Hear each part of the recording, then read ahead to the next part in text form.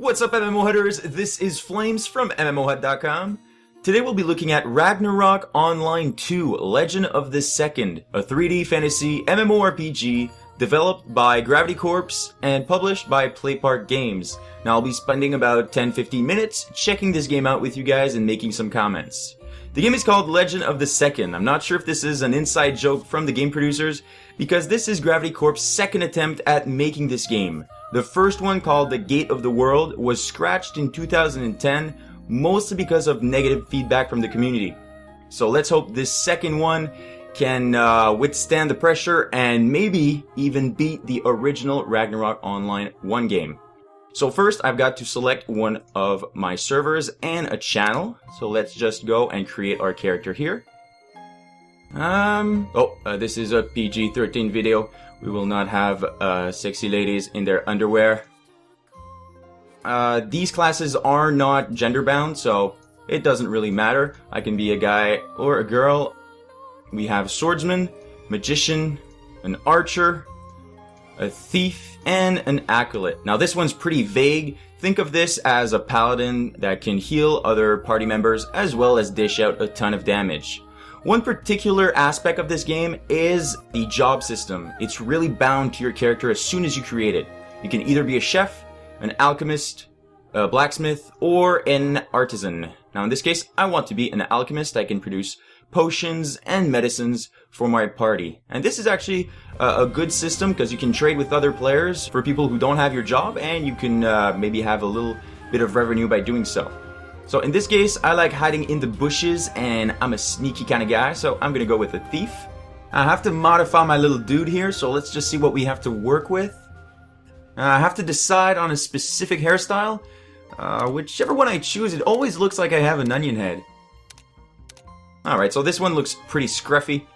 Didn't look like he had enough time to fix his hair up. Pretty much looks like me every single day. Let's change the color a bit. Let's do this real quick. So you got flashy colors. I think you can have, purple, pink. Yeah, pretty cool. Let's go with dark brown. Yep. Face style. We can change this around. Face doesn't change. It's mostly your facial expression. So let's have him smiling. Yeah, that's a cool looking dude. And the eye color, we can change this as well. Let's go for a deep blue. Yeah, that's cool. There is a bit of voice acting in this game, so let's try this out. 준비됐어. 준비됐어. 준비됐어. 준비됐어. 준비됐어. 준비됐어. Yeah, I kind of like this one. Sort of sounds like me, so let's keep that. And we can change our eye style. Sort of what kind of anime? Whoa! This guy looks completely traumatized. Look at his little beady eyes. Hey, what's up, Mom? Oh my god, what are you doing with that man? Okay, let's keep the original eye style. No, okay, good. And let's create our character. Let's name him Flames. It is available, awesome. And let's get into this world. Now, in order to have a good Ragnarok sequel, you have to have the same great look and feel as the first one. And having this cartoony anime style isn't a bad way to go. I'd say the art style is sort of a hybrid between Dragon's Nest and Fly for Fun. It's a pretty hard thing to do going from a 2D to a 3D MMO, but I think they pulled it off. Let's just skip this, I have no idea what they're talking about. Here is our... well, there are a lot of people here. Whoop! Here I am! Hello, people! So this is Ragnarok Online 2. You've got a lot of stuff to do. You can check out the environment, which is pretty decent. I can actually jump as well. There we go. I had a little technical issue there. So here I am. I'm on top of these boxes. I'm the king of these boxes. And the camera's sensitivity is super strong, so I tried to change this in the game settings with no luck. So it's something you're probably going to have to get used to. Our first quest giver is named Emil. Well, let's see what he has to say. We are looking forward to our graduation at Elemento School. You've done well so far. We both couldn't catch a Poring and fled to the hill behind the main building when we first started. Just because of one Poring. Looks like he's narrating my whole life. It's a secret between us, alright? Don't you worry, Emil. Your secret is safe with me. I actually have no one else to share it with. Either way, I think we're going to learn a bit more about this story later on. At the bottom right, we have this sexy anime babe who's going to help us out with this tutorial. And we need to speak with Mr. Dean Bilfred. Hello, sir.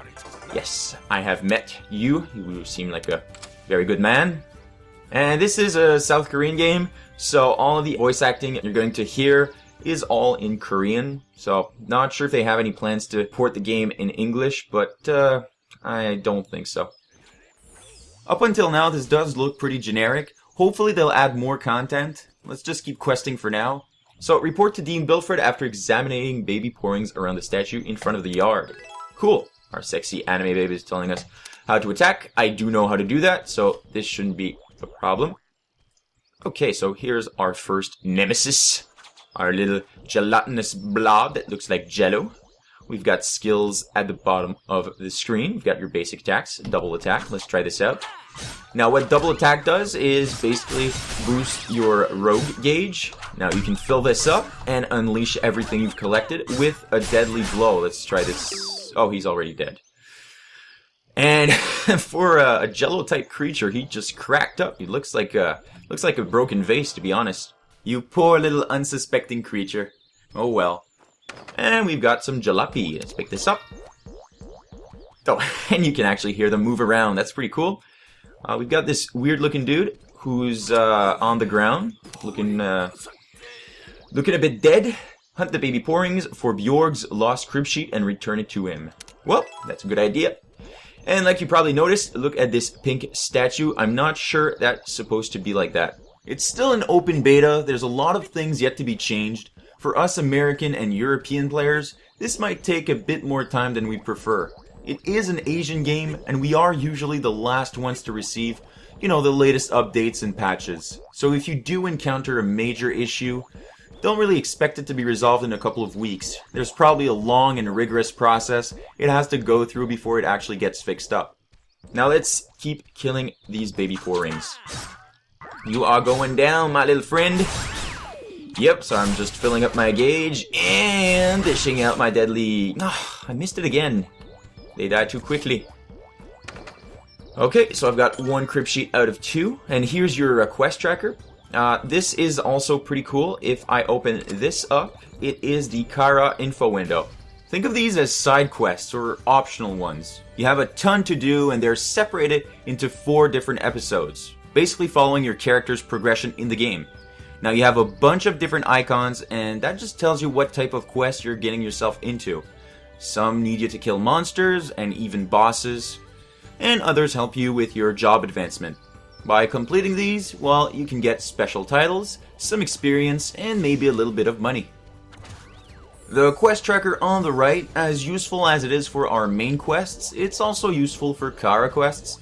It separates both of them for our convenience, I guess. And if you complete several in a row, or in a line, depending on where they show up, you can gain additional bonuses. That's pretty cool. So, we have to kill these baby Porings. We just have to keep on going. You are going down. Come on, come on. Yes, finally used my deadly blow.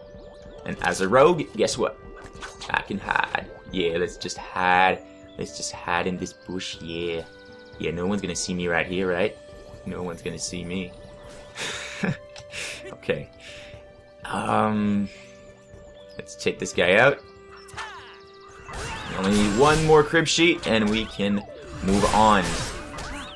Yeah, they're pink rectangles, so there's still a couple of bugs to work out and a bit of translation issues. Nothing big, but still some to point out.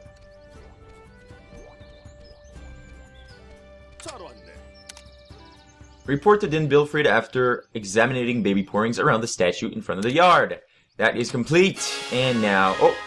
Dun dun dun dun! Oh yeah! Stretch it out, boy. Whoa! The person right beside me also gained a level. Cool.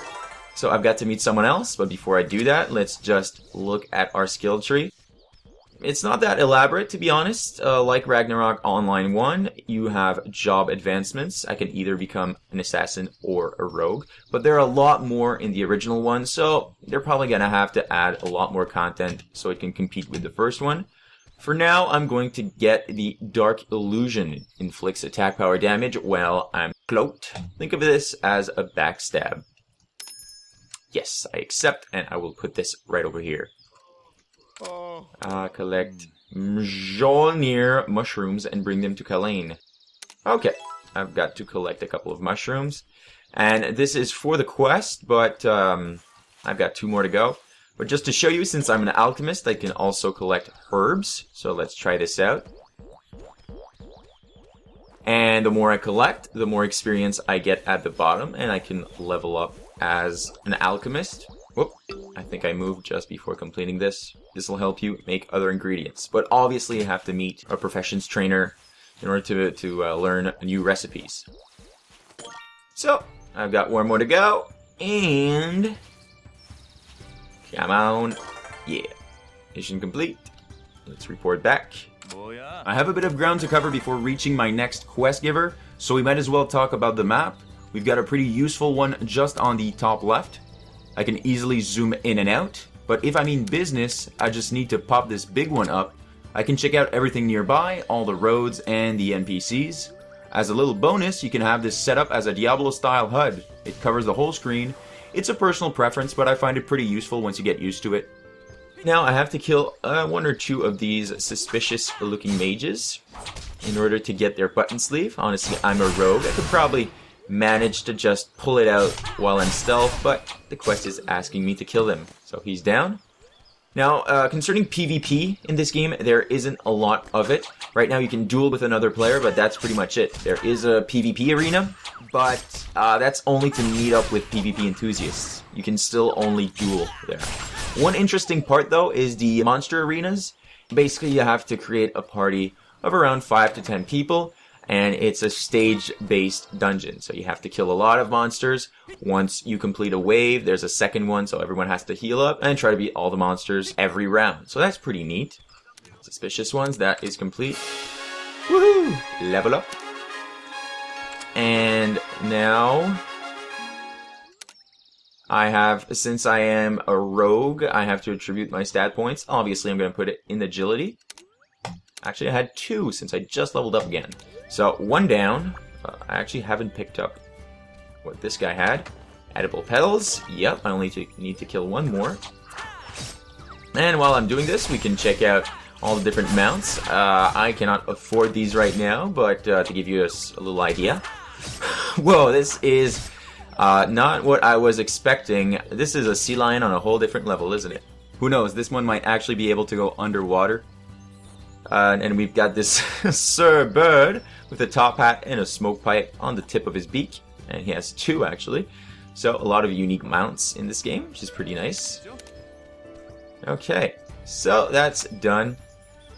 And people who are familiar with Ragnarok Online 1 should know a bit about the card system. You can actually have 5 equipped in this game. 5 once you reach level 40.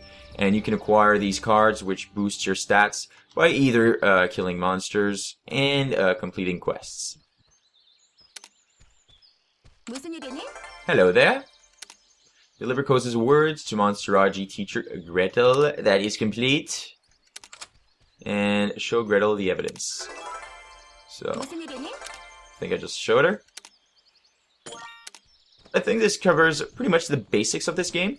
You've also got the Khafre Shop, but it doesn't have a lot of items right now. Usually this is to personalize your character. If I want to, I can just change my outfit. So this is sort of personalize my character. I look like an epic medic with my potions on my belt. But this is what the game looks like. So we've got a lot more Porings to kill. And we've got this epic one. Look at this. He's just chilling with his sunglasses. I am the boss of these Porings. Anyway, so I hope you enjoyed. If you want more info about this game, head on over to MMOHut.com. We've got reviews and articles for you to check out. And that's pretty much it for me, so thank you for watching. This has been Flames, and I am signing off. Bye, guys.